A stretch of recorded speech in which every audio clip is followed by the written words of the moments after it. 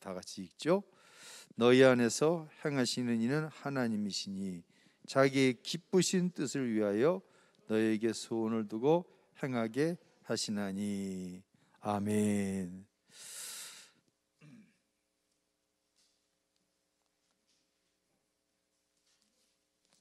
오늘 이제 성령께서 우리 안에 계신 증거 세 번째입니다. 제가 오늘 꼭 무슨 뭐에 취한 사람 같아요. 이게 내 의지로 걸음도 안 걸어주고 휘청휘청거리고, 강단에서도 제가 주로 12월 초에 이제 기침 시작하면 한 3월 달까지 했던 적이 있었죠. 예, 코로나 때 기침을 안 했는데 갑자기 어제 종일 기침을 하니까 아내가 염려를 하는 거예요. 그래서 가지고 있던 약을 오후에 하나를 먹고 자기 전에 하나를 먹고 끝냈어야 되는데 잠이 깼어. 한 3시쯤 잠이 깼는데 그때 욕심을 버려가지고 반알을 잘라 먹었어요. 그리고 교회 와갖고 또 염려가 돼갖고는 맨 밑에 이제 제가 먹는 약이 책상 서랍에 있거든요.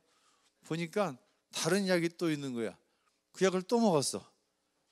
그랬더니 이게 취해가지고 지금 희롱희롱. 제가 저기 비틀거리더라도 이해하세요. 그리고 아까는 이제 우리 조근사님하고 어느 어려움 당하는 성도님 이야기를 나누다가 식사를 하러 내려가는데 줄이 길어갖고 주차장에 서 있는데 집에 가고 싶어. 그냥 집에 갈 뻔했어. 집에 갈 뻔했어요. 그래서 올라오는데 1시 이제 25분에 올라오잖아요. 집에 갈까 올라갈까, 집에 갈까 올라갈까. 그래도 내가 목사인데 올라가야지. 올라왔는데 이 찬양이 기가 막힌 거예요. 보라 너희는 두려워 말고, 보라 너희를 인도한 나를, 보라 너희는 지치지 말고, 보라 너희를 구원한 나를. 너희를 치던 적은 어디 있냐, 너희를 억누르던 원수는 어디 있느냐. 보라 하나님 구원을, 보라 하나님 능력을, 너희를 위해서 싸우시는 주의 손을 보라. 나와서 춤출 뻔했어. 막 춤추고 싶어 진짜. 이 찬양의 가사를 듣는데 여러분 우리 찬양팀이 앞에서 찬양을 하는데 나와서 춤추고 싶었어.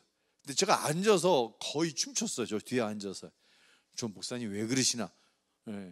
취해서 그런 게 아니라 찬양에 이런 능력이 있구나. 할렐루야. 정말 찬양에 능력이 있다. 아멘. 이 찬양이 없었으면 오늘 집에 갈 뻔했어. 그냥 아니면 그냥 2줄만 읽고 오늘 끝납니다 그럴 뻔했어요. 찬양팀 다시 한번 감사하고요. 우리가 성령님이 내 안에 계신 증거 3일째잖아요. 처음 제가 고등학교 2학년 때 거듭나는 은혜를 받으니까 너무 좋더라고요. 진짜 모든 게 다 새롭게 보이더라고요. 하늘빛이 저렇게 파랬었나. 안 들리던 지저귀는 새의 소리도 들리는 것 같고. 그렇게 한 2-3일 지났는데 내가 이전에 행하던 일을 그대로 또 하고 있는 거야.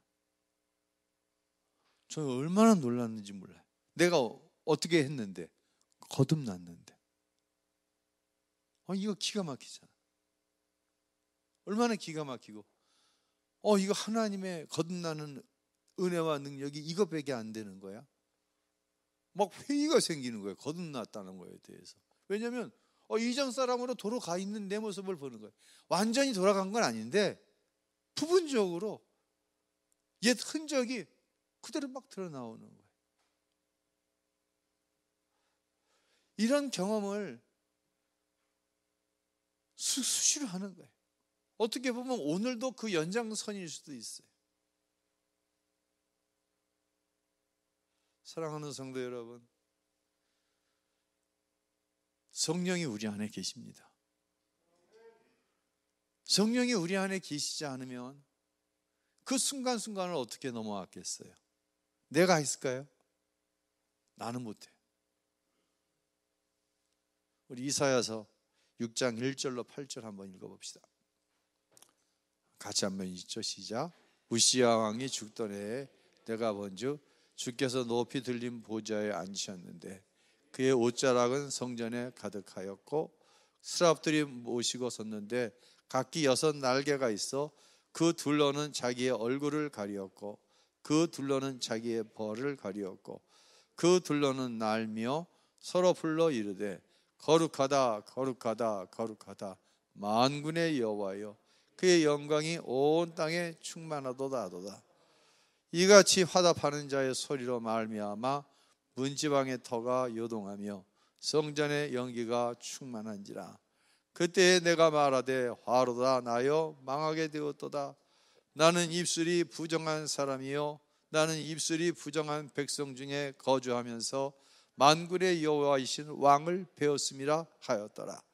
그때에 그 수랍 중에 하나가 부젓가락으로 제단 위에서 집은 숯을 손에 가지고 내게로 날아와서 그것을 내 입술에 대며 이르되 보라 이것이 내 입에 닿았으니 내 악이 제하여졌고 내 죄가 사하여졌느냐 하더라. 내가 또 주의 목소리를 들으니 주께서 이르시되 내가 누구를 보내며 누가 우리를 위하여 갈고 하시니 그때 내가 이르되 내가 여기에 있나이다 나를 보내소서 하였더니 이 말씀은 이런 거예요. 어느 날 이사야가 선지자로 부름을 받기 전의 일이에요. 갑자기 하나님의 성전에 하나님의 영광이 가득 찬 거예요. 우리가 좀 전에 찬양할 때 하나님의 영광이 우리 가운데 거하는 것을 보았잖아요. 스랍 천사들이 날아 6 날개를 가지고 나르는데 2 날개로는 눈을 가렸어. 왜? 하나님의 영광을 볼 수가 없는 거예요. 너무 거룩하고 너무 찬란하니까 보면 죽을 것 같은 거예요. 2 날개로는 부정한 다리를 가리고 2 날개로 날아다니는 것을 보는 거예요. 와, 이걸 누가 봤냐? 이사야가 본 거예요. 이사야가 이 하나님의 영광을 볼 때 나온 고백이 뭐예요? 화로다 나는 어떻게 되었도다 망하게 되었다라고 얘기하는 거예요. 이사야 선지자가 뭐 엄청난 무슨 죄를 지은 것이 아니라 하나님의 영광을 맞대겨 보니까 나 죽을 것 같아. 하나님의 영광 앞에서 하나님의 영광이 너무 거룩하니까 나는 죄 가운데서 망하게 되었다, 죽게 되었다. 이때 어떤 일이 일어납니까? 천사가 여호와의 숯불을 가져다가 이사야의 어디를 찢어버리는 거야? 입술을 찢어버리는 거예요. 그러면서 얘기하는 거예요. 네가 거룩하게 되었다, 네가 거룩하게 되었다, 네가 거룩하게 되었다. 3번을 이야기하는 거예요. 사랑하는 성도 여러분, 이사야가 자신의 의로운 행위로 거룩하게 된 것이 아니에요. 오히려 하나님 말씀대로 열심히 하나님 백성대로 살아왔는데 하나님의 영광을 보니까 나는 망하게 된 거예요. 너무 거룩하니까. 그때 하나님께서 제단 숯불로 이사야의 입술을 찢어주시면서 넌 거룩하다는 거예요. 이사야가 거룩해서 거룩한 게 아니라 하나님이 너는 거룩하다 하시는 거예요. 할렐루야. 근데 이거보다 더 기가 막힌 말씀이 로마서 6장에 나와요. 로마서 6장 6절하고 8절 우리 읽어봅시다. 시작. 우리가 알거니와 예수와 함께 십자가에 못 박힌 것은 죄의 몸이 죽어 다시는 우리에게 죄에게 종노릇하지 아니하리 함이니라. 나도 보세요. 우리의 옛사람이 예수와 함께 십자가에 못 박혔어요? 안 박혔어요? 못 박혔어요. 부분적으로 못 박혔어요? 아니면 내 옛사람 전체가 십자가에 이미 예수님께서 내 모든 그 옛사람의 죄를 다 감당하신 거예요? 아니면 옛사람적인 성품이 내 안에 남아있는 것을 볼 때 덜 부분적으로 감당한 거예요? 다 감당하신 거예요. 아멘. 할렐루야. 죄의 몸이 죽어 다시는 우리가 죄에게 종노릇하지 않는 거예요. 분명히 옛 성품, 옛 사람이 살아있는데 우리는 더 이상 죄의 종노릇하지 않는 거예요. 우리는 하나님의 자녀예요. 할렐루야. 이어서 9절 읽어 7절 읽습니다. 이는 죽은 자가 죄에서 벗어나 의롭다 하심을 얻었습니다. 죄에서 벗어나게 하신 이가 누구예요? 예수님이에요. 우리를 의롭다고 하시는 이는 누구예요? 하나님 아버지세요. 아멘. 이렇게 우리는 의롭게 된 거예요. 8절 읽습니다. 만일 우리가 그리스도와 함께 죽었으면 또한 그와 함께 살 줄을 믿노니. 할렐루야. 우리는 예수로 죽고 예수로 산 거예요. 아멘. 아멘. 저도 예배 안 드리고 집에 가고 싶은 날이 있더라니까요. 그런데 내 안에 성령께서 계셔서 이 문제를 속히 해결해 주시는 거예요. 그 확신은 뭐예요? 내 안에 주님이 계시다. 내 삶이 어떠할지라도, 내 연약함이 어떠할지라도 제일 문제는 뭐냐? 맡기지 않는 거예요. 맡기지 않는 거. 맡기시기 바랍니다. 하나님 앞에. 지청령 한수 집사님 맡겨버려. 하나님 앞에. 아멘. 아멘. 할렐루야. 맡깁시다. 맡기시기 바랍니다. 나는 못합니다. 내 안에 누가 하셔요? 성령께서 일하십니다. 이사야 선지자를 향해서 내가 너를 지명하여 불렀다. 이제 가라는 거예요. 거룩하게 만드시고 사명을 주고 가라고 하시는 거예요. 갈 때 누가 책임지시는 거예요? 하나님이 책임지시는 거예요. 저와 여러분의 삶을 누가 책임지셔요? 하나님이 책임지시는 거예요. 여호와 이레. 할렐루야.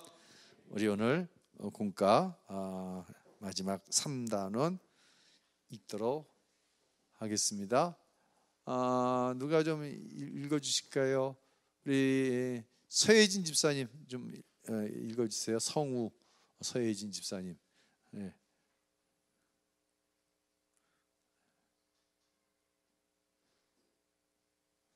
예. 자, 우리는 계속하여부터 읽죠.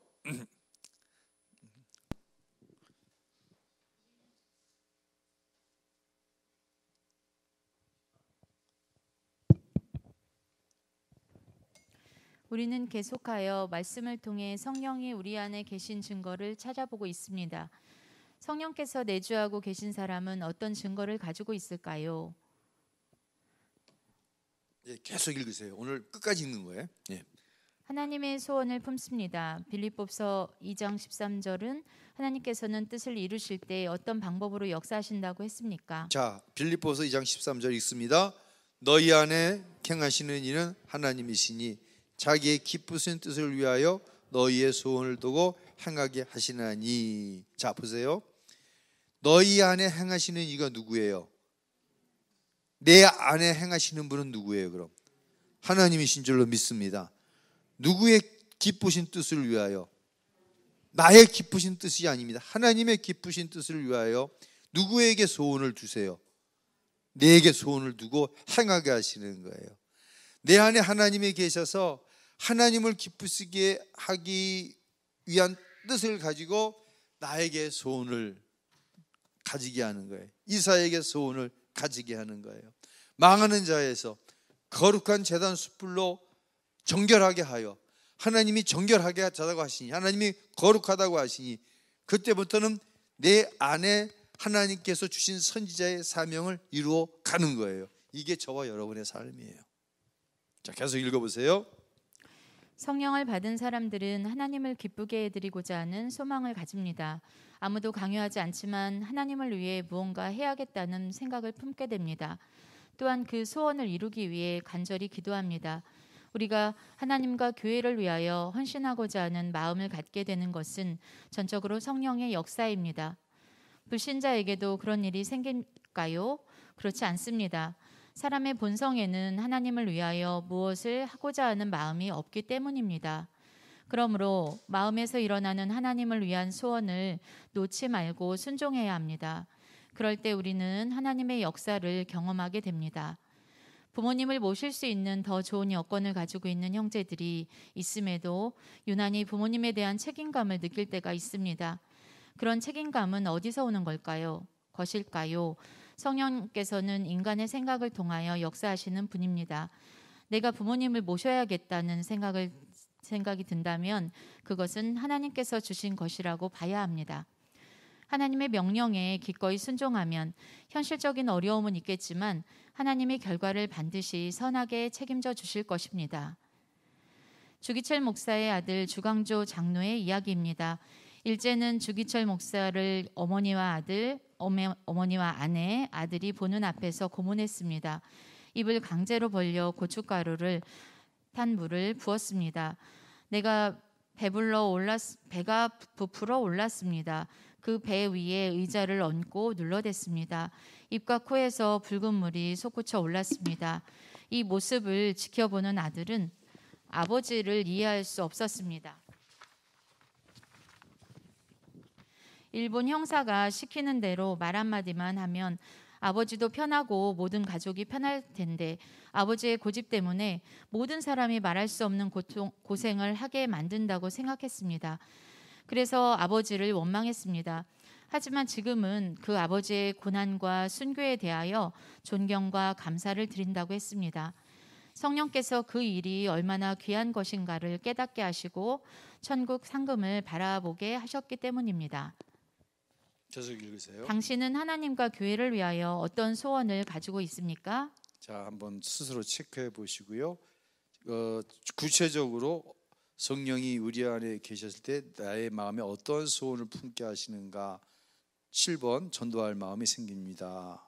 사도행전 1장 8절 우리 다 같이 읽겠습니다. 오직 성령이 너희에게 임하시면 너희가 권능을 받고 예루살렘과 온 유다와 사마리아와 땅끝까지 이르러 내 증인이 되리라 하시니라. 계속 읽으시죠. 예수님께서는 약속하신 성령을 기다리고 말씀하시면서 성령께서 임하시면 예수님의 증인이 될 것이라고 말씀하셨습니다. 마태복음 10장 19절에서 20절을 보면 예수님을 증거할 때 아버지의 성령께서 우리 안에서 말씀하신다고 했습니다. 우리 안에 오신 성령께서 친히 예수님에 대해 증거하신다는 것입니다. 말은 분명히 우리가 하지만 그 내용은 우리 안에서 역사하시는 성령께서 주시는 것을 경험합니다. 마음이 그렇게 간절하고 뜨거울 수가 없습니다. 전도는 하나님의 일이기 때문입니다. 예, 계속 읽으세요. 부목사로 섬기던 어느 해 총동원 전도주일이었습니다. 예배 사회를 하려고 예배실로 가는데 많은 교인이 교회 마당과 버스 정류장까지 나가 있는 것을 보았습니다. 오기로 약속한 전도 대상자를 기다리는 것이었습니다. 전도 대상자를 만난 교우는 왔다 하며 소리치고 달려가서 얼싸안고 기뻐하며 예배당으로 들어갔습니다. 그런 성도들의 모습을 보기만 해도 즐거웠습니다. 다음 예배 시간에는 안내를 맡아 본당 입구에 서 있었는데 예배가 시작되었는데도 여전히 많은 교인이 교회 마당에 서 있는 것을 보았습니다. 예배 시간이 10분, 20분 지나도록 약속한 전도 대상자를 만나지 못한 교인들이 한 사람, 두 사람 돌아서서 예배당으로 들어왔습니다. 그런데 들어오는 교인들의 얼굴을 보니 울고 있었습니다. 그 모습을 보는 순간 저도 눈물이 쏟아졌습니다. 무엇이 그들을 울게 만들었을까요? 그들 안에 계시는 성령이십니다. 예, 계속 있습니다. 전도하고 싶은 마음이 들었던 적이 있습니까? 당신은 그 마음에 어떻게 반응했습니까? 예, 여러분은 전도하고 싶은 마음이 들었던 적이 있죠? 아멘. 그럼 그 마음에 어떻게 반응하셨나요? 그 마음을 어떻게 반응하셨나요? 마음을 성령께서 주셨습니다. 누군가를 전도해라. 그때 여러분은 어떻게 반응하셨나요? 반응해야 합니다. 누가 해야 되는 거예요? 반응은요. 반응은 내가 하는 것입니다. 자, 계속 읽어보세요. 이제 당신 안에 성령께서 계신 것을 확신할 수 있습니까? 그렇다면 당신은 영생을 소유한 사람입니다. 예수를 죽은 자 가운데서 살리신 이의 영이 우리 로마서 8장 11절 다 같이 읽죠. 시작. 예수를 죽은 자 가운데서 살리신 이의 영이 너희 안에 거하시면 그리스도 예수를 죽은 자 가운데서 살리신 이가 너희 안에 거하시는 그의 영으로 말미암아 너희 죽을 몸도 살리리라. 무엇으로 말미암아 죽을 몸을 살리시는 거예요? 그의 영, 정확하게 표현하면 성령이죠. 계속 있습니다. 그러나 주의할 것이 한 가지 있습니다. 성령께서 우리 안에 계신 증거는 전체적으로 살펴야 합니다. 어느 한 부분만을 가지고 성령께서 내 안에 계시다고 단정해서는 안 됩니다. 예수님께서는 나더러 주여 주여 하는 자마다 다 천국에 들어갈 것이 아니요 라고 말씀하셨습니다. 주여 주여라는 고백이 다 성령에 의한 것은 아니라는 것입니다. 불법을 행하고 하나님의 뜻과는 전혀 상관없이 살면서 입으로만 주여 주여 하는 고백은 가짜입니다. 하나님을 아버지라고 부르는 것도 정말 내주시는 성령 때문인지 듣고 배워서 부르는 것이 아닌지 점검해 봐야 합니다. 사랑이라는 교훈도 마찬가지입니다. 예수님을 부인하는 인본주의자들도 사랑을 부르짖습니다. 그러므로 어느 한 가지만 보고 그가 성령을 받았다고 말할 수는 없습니다. 언제나 말씀을 전체적으로 적용해 보는 것이 필요합니다. 분명한 것은 우리가 말씀을 가지고 우리 마음을 정직하게 살피면 우리 안에 예수님이 계신 것을 스스로 확인할 수 있다는 것입니다. 그리스도인들은 항상 예수님을 만날 준비를 하고 살아야 합니다. 성경은 언제 주님이 오실지 모른다고 했습니다. 항상 준비하고 사는 자가 주님을 만날 것이라고 했습니다. 우리 마음에 오신 예수님을 만나는 일도 언제 있을지 모릅니다.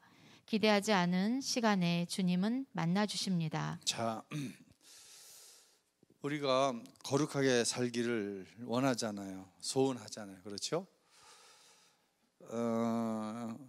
오해가 있는 것이 있어요. 계속해서 이제 마지막 부분에면 우리가 예수를 믿으면서 성령에 대해서 오해하는 부분.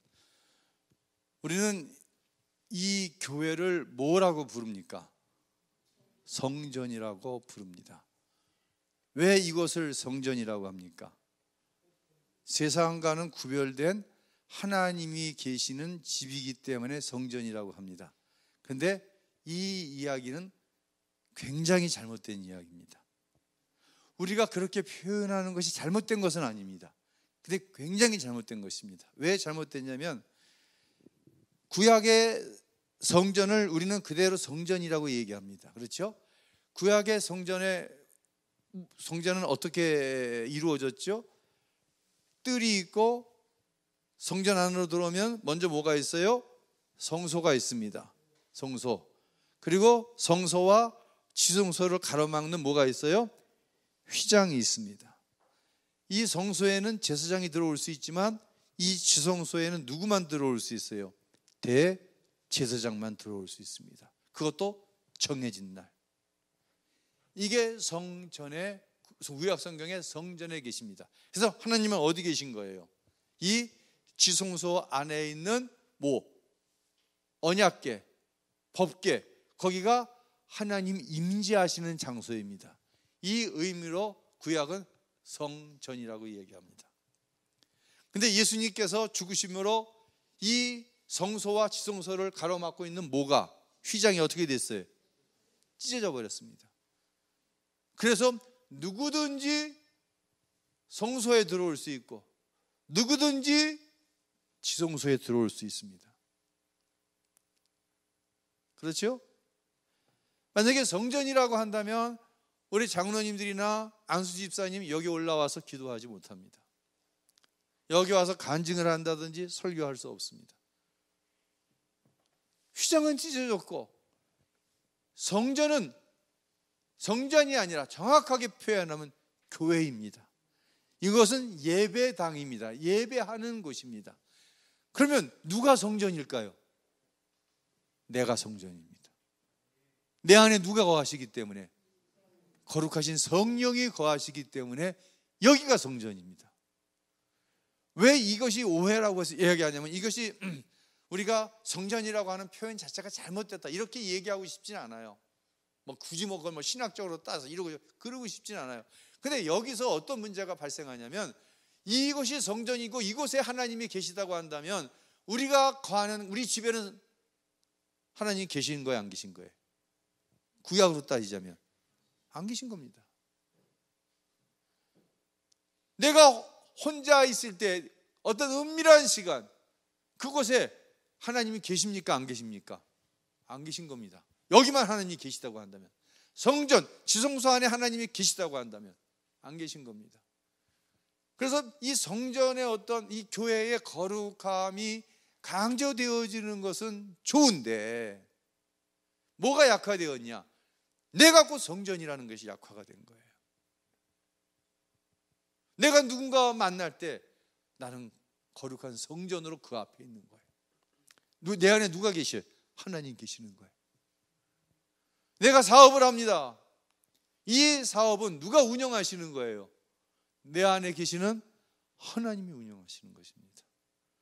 여러분의 가정에 4사람이 있는데 4사람이 다 예수를 믿어. 그러면 여러분의 가정은 뭐가 되어야 됩니까? 성전입니다. 거룩한 성전입니다. 세상과는 완전히 다르고 싶어 하는 게 아니라 내 안에 계신 성령께서 구별시키십니다. 성전입니다. 내가 어느 곳에 있든지 나는 거룩한 성전으로 존재합니다. 그러지 않으면 오늘 제가 계속 쭉 읽으라고 했거든요. 이것이 우리에게 무슨 의미가 있습니까? 이 이야기들이, 주기철 목사님의 이야기가 나하고 무슨 관계가 있습니까? 그분은 자신이 성전인 거예요. 거룩한 성전인데 하나님이 내 안에 계신데 그걸 어떻게 부인해? 어떻게 부인해? 내가 세상에서 누구와의 관계를 맺어가는데 내가 어떻게 정직하지 않게 내 계산, 내 이기적인 욕심을 채우기 위해서 그 사람을 어떻게 이용해? 내가 뭔데? 내가 성전인데. 그러니까 우리는 좋은 의미로 교회를 성전이라고 표현하고 그 표현을 틀리다고 말씀드리고 싶지는 않지만 이곳에 하나님이 계시다고 하는 것을 너무 강조한 나머지 내 안에 거룩한 성전이고 내 삶에 이루어지는 성전에 대해서 많이 희석시킨 부분이 있다고 하는 거예요. 그러니까 이곳에서 하는 말과 내 가정에서 하는 말이 같아야 돼. 누가 성전이니까? 내가 성전이니까. 이곳에서 여러분이 하는 기도의 내용과 세상에서 사람들을 만나고 그것이 교인이 되었던 불신자가 되었던 대화가 그 기도의 내용과 같아야 되는 거예요. 할렐루야. 예. 이게 우리 안에 성령이 계신 증거라는 거예요. 자꾸만 우리 교회는 거룩합니다. 우리 교회는 거룩합니다. 여러분 10년 동안 교인이 거의 200만 명가량이 줄었어요. 모든 교파를 통계를 내봤더니 10년 동안 200만 명이 줄은 거예요. 200만 명이면은요, 제가 인천에 살았었잖아요. 제가 인천에 살았을 때 인천 전체 인구가 260만, 270만 그랬어요. 인천 전체 인구만큼이 줄은 거예요, 교인이. 그러니까 교회들이 경쟁적으로 우리 교회는 거룩하다, 우리 교회는 하나님이 계시다, 경쟁적으로. 아니에요. 그거 아니에요. 내 안에 계신 거예요. 내 안에 하나님이 계시는 사람들이, 성도들이 모여서 예배하기 때문에 이곳이 성전인 거예요. 여기 하나님이 여기만 계셔서 성전이 아니라. 할렐루야. 내 안에 성령이 계시고 내가 곧 성전인 거예요. 이 개념이 없다고 한다면 여기에 있는 모든 내용들은 그냥 그렇구나 하는 내용이 되고 말 것이에요. 자, 마지막 적용 한번 읽어 주시겠어요? 1850년 12월 6일 주일, 영국의 콜체스터라는 작은 도시에 눈보라가 심하게 쳤습니다. 10대의 한 소년이 자신이 출석하던 교회에 가서 예배를 드릴 수가 없어서 집 근처에 있는 작은 감리교회에 들어갔습니다. 키가 크고 마른 한 평신도가 단에 올라가더니 이사야 45장 22절을 읽고 이렇게 설교했습니다. 나를 바라보라, 나는 십자가에 매달렸노라. 나를 바라보라, 나는 핏방울을 떨어뜨리고 있노라. 보라, 나는 죽어 장사되었다. 나를 바라보라, 나는 다시 살았노라. 나는 승천했노라. 나는 아버지 오른편에 앉아있노라. 나를 바라보라, 오 나를 바라보라. 그런데 이 설교가 소년의 마음을 사로잡았습니다. 아버지가 목사이고 할아버지가 목사이건만 나는 지금 하나님을 바라보고 있는가? 하나님을 앙망하는 자는 구원을 얻으리라고 말씀하셨는데 내 마음속에는 과연 구원의 확신과 감격이 있는가? 아무리 생각해도 자신이 서지 않아 마음이 괴로웠습니다. 설교할 것이 더 이상 없었는지 설교자는 청년을 바라보고 이렇게 외쳤습니다. 이봐요 젊은이, 자네는 지금 참 비참해 보이는군. 뭐 하시오? 예수를 바라보시오. 지금 예수를 바라보시오. 소년이 얼마나 놀라고 당황했는지 반쯤 자리에서 일어났습니다. 그 순간 예수 그리스도를 바라보는 눈이 띄었습니다. 그리고 일평생 동안 예수 그리스도만 바라보며 살았습니다. 이 소년이 바로 영국의 위대한 설교자였던 찰스 스펄전 목사님입니다. 예수님은 어느 날 도둑같이 다시 오실 것입니다. 예수님을 도둑같이 맞지 않으려면 주님의 다시 오심을 준비하고 있어야 합니다. 우리가 그날에 다시 오실 주님을 기쁨으로 맞이할 수 있는 길은 지금 우리 안에 오신 예수님을 사모하며 사는 것입니다. 예, 감사합니다. 설명을 붙이지 않겠습니다. 설명을 붙이지 않고 우리 찬양팀 좀 나와보세요. 우리 찬양 보라 너희는 두려워 말고. 이 찬양 가운데 성령께서 우리 안에 계셔서 나를 위해 싸우시는 하나님을 볼 수 있게 될 것입니다. 아멘. 우리 찬양 보라 너희는 두려워 말고 찬양합니다.